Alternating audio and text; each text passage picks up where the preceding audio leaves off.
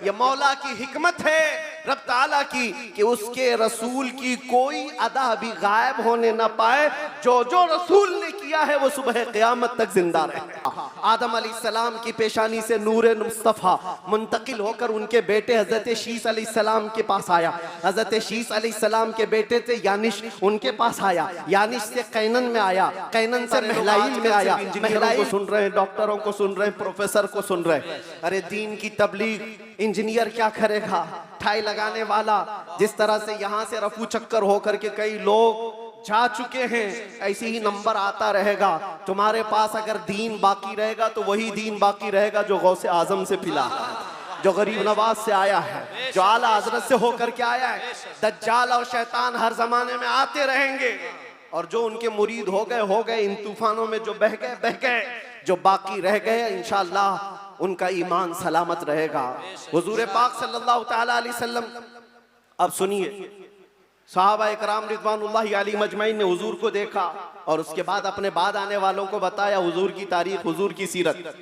इमाम आज़म अबू हनीफा नमाज पढ़ते हैं, एक बार हाथ उठाते हैं और फिर उसके बाद नमाज में कभी हाथ उठवाते नहीं, रुकू के बाद नहीं। इमाम शाफ़ी रहमतुल्लाहि तआला अलैह नमाज में हाथ उठाते हैं रफ़अ यदैन, फिर रुकू के बाद भी उठाते हैं, फिर नई रकात शुरू हो तो उठाते हैं रफ़अ यदैन तीसरी रकात पर।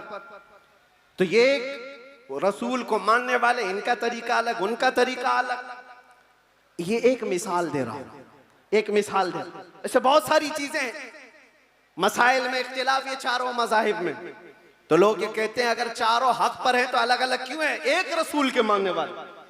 मेरे अजीजों, अल्लाह के नबी सल्लल्लाहु तआला अलैहि वसल्लम ने कभी नमाज ऐसे भी पढ़ी, कभी नमाज वैसे भी पढ़ी।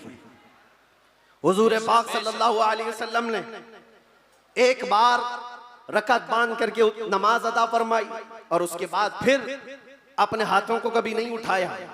अब्दुल्ला इब्न मसूद ने इसको देखा और बयान कर दिया हुजूर की नमाज ऐसी।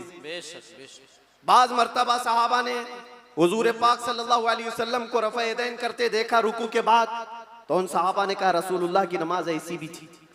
हुजूर की अदाएं अलग अलग थीं, हुजूर की अदाएं अलग अलग थी, लेकिन ये हिकमत मौला करीम की देखें कि ये चार इमाम आए हैं, चारों ने हुजूर के एक एक तरीके को अपना लिया। क्या बात है, क्या बात है, बहुत खूब, बहुत। इमाम आजम अबू हनीफा ने भी एक तरीका ले लिया, इमाम शाफी ने भी ये ले लिया, इमाम मालिक ने भी एक तरीका। हुजूर की अदाएं अलग अलग मौके पर अलग अलग थी, सब ने एक एक तरीका ले लिया। तुम कहते हो चारों एक हो जाते तो हुजूर की कुछ अदाएं अमल के लिए नहीं रह जाती। उम्मत को चाहिए कि हुजूर की हर अदा पर अमल करे, कोई शाफी बनकर, कोई हनफी बनकर, कोई मालिकी बनकर, कोई हम्बली बनकर। ये मौला की हिकमत है रब ताला की कि उसके रसूल की कोई अदा भी गायब होने न पाए। जो जो रसूल ने किया है वो सुबह क़यामत तक जिंदा रहे। नारे तकबीर, नारे रिसालत, आलमी यौमे दरूद शरीफ। और तुम कहते हो एक एक अदा महफूज। मेरे अजीजों, हुजूर पाक सल्लल्लाहु तआला अलैहि वसल्लम की जुबान से निकले हुए कलमात भी महफूज, एक हर्फ भी आगे पीछे किए बगैर सहाबा ने वो अल्फाज महफूज किए। दुनिया में किसी भी इंसान के कलमात वैसे महफूज नहीं है जैसे रसूलुल्लाह के महफूज। हुजूर के अल्फाज जैसे महफूज हैं, किसी के महफूज नहीं रखे गए हर लफ्ज को। हत्ता के एक सहाबी हैं, वो हदीस बयान करते हैं अल्लाह ताला क़यामत के करीब इल्म को उठा लेगा। इल्म को उठा लेगा कैसे, वो बताते हैं ऐसे उठाएगा। और उलमा के उठाए जाने से उनसे पूछा गया आप ऐसा क्यों कर रहे हैं? कहा मैंने रसूलुल्लाह को बयान करते हुए ऐसा करते हुए देखा था। जब हुजूर ने ये फरमाया था तब हुजूर ने ऐसा इशारा किया था। कोई साहबी है हदीस बयान कर रहे हैं, मुस्कुरा करके बयान कर रहे हैं। पूछा कि क्यों?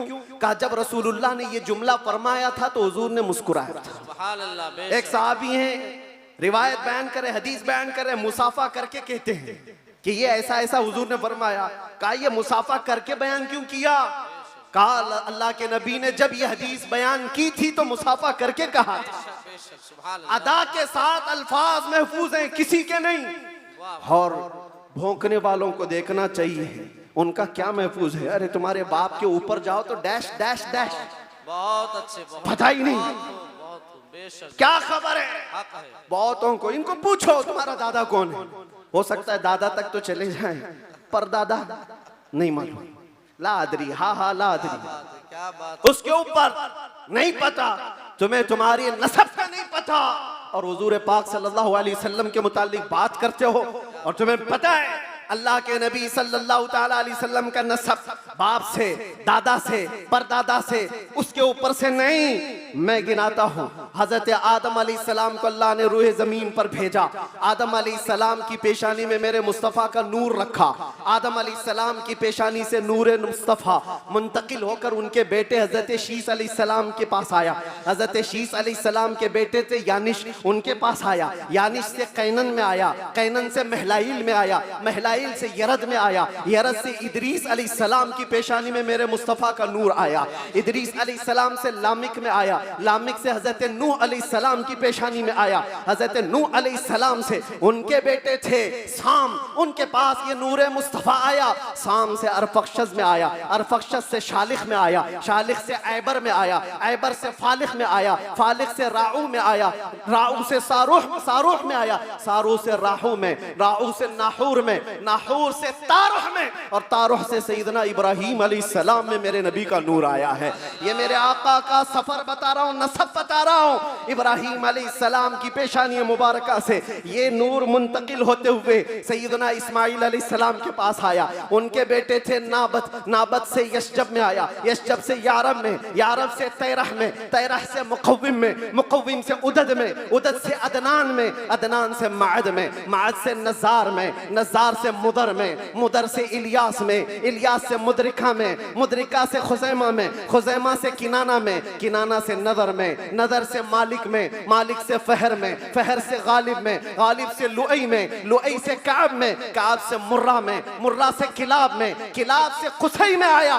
कुसई से अब्दे मुनाफ में आया, अब्दे मुनाफ से सैयदना हाशिम में आया, सैयदना हाशिम से सैयदना अब्दुल मुत्तलिब में आया, सैयदना अब्दुल मुत्तलिब से सैयदना अब्दुल्लाह में आया, सैयदना अब्दुल्लाह से बीबी आमिना के पेट में आया, और 12 रबीउल अव्वल 20 अप्रैल को इस दुनिया में वजूद पजीर हुआ। नारे तकबीर, नारे रिसालत, आमदे मुस्तफ़ा, आमदे मुस्तफ़ा, आलमी यौमे दरूद, अल्लाह मुफ्ती साहब क़िबला, जिसके दादा का नाम बताना हो वो इतने लंबे शजरे पर सवाल उठाए, जिसका हर बाप महफूज। कुरान कहता है व तक़ल्लुबका फ़ी साजिदीन। मैं उनसे भी कहता हूँ जो दिल में बुग़्ज़ व अदावत रखते हैं और चेहरे पर मुसलमान बने फिरते हैं। मेरे आका को कहते हैं उनके माँ बाप काफिर थे, ये आज भी किताबों में लिख मारते हैं। इनको हुजूर पाक सल्लल्लाहु अलैहि वसल्लम के वालिदैन पर भी सवाल है। वालिदैन करीमैन इमाम जलालुद्दीन सुयूती रहमतुल्लाहि ताला अलैह ने पूरी किताब लिखी है अत्तादीम वल मिन्ना फी अन्ना अबवै रसूलिल्लाहि फिल जन्नह। हुजूर पाक सल्लल्लाहु ताला अलैहि वसल्लम के वालिदैन का ईमान साबित करते हुए पूरी किताब उन्होंने लिखी है। और मैं ये अर्ज करता हूँ मेरे अजीजों, कुरान कहता है ऐ नबी हमने आपको हमेशा सजदा करने वालों में रखा है। वो तक़ल्लुबका फ़ी साजिदीन, सजदा करने वालों में आपको मुंतकिल किया है। और अल्लाह के नबी सल्लल्लाहु अलैहि वसल्लम फरमाते इन्नल्लाह खलक़ल खल्क़ फजअलनी मिन खैरिहिम। अल्लाह ने पूरी मखलूक को पैदा किया और मखलूक में जो सबसे बेहतर थे अल्लाह ने उसमें मुझे पैदा किया। जो सबसे बेहतरीन खानदान था उसमें हुजूर को पैदा किया, जो सबसे बेहतरीन घर था हुजूर को उसमें पैदा किया। रसूल पाक सल्लल्लाहु ताला अलैहि वसल्लम के नसब के सिलसिले में मेरे अजीजों यहाँ बहुत तवील गुफ्तगू करना नहीं है, आज मौलूद मुस्तफ़ा है इसलिए शजरे मुस्तफ़ा मैंने अर्ज किया। और मेरा ये विजदान है हुजूर के आबा व अजदाद आदम अलैहिस्सलाम तक, ये जो मैंने बयान किया इब्राहीम अलैहिस्सलाम से लेकर के ऊपर तक, बल्कि अदनान से ऊपर तक, उनमें अगरचे रिवायात में इख्तिलाफ है, लेकिन मैंने जो सही सीरत मुस्तफ़ा की किताब सीरत इब्न हिशाम में मौजूद वो शजरा आपके सामने रखा। शजरे और भी बहुत हो सकते हैं, मैंने आपके सामने बरकत के लिए रखा। और ये मेरा गुमान है कि इन नामों में अल्लाह इतनी बरकत अता फरमाता है कि साल भर तक अल्लाह हमें बलाओं से महफूज भी फरमाता है।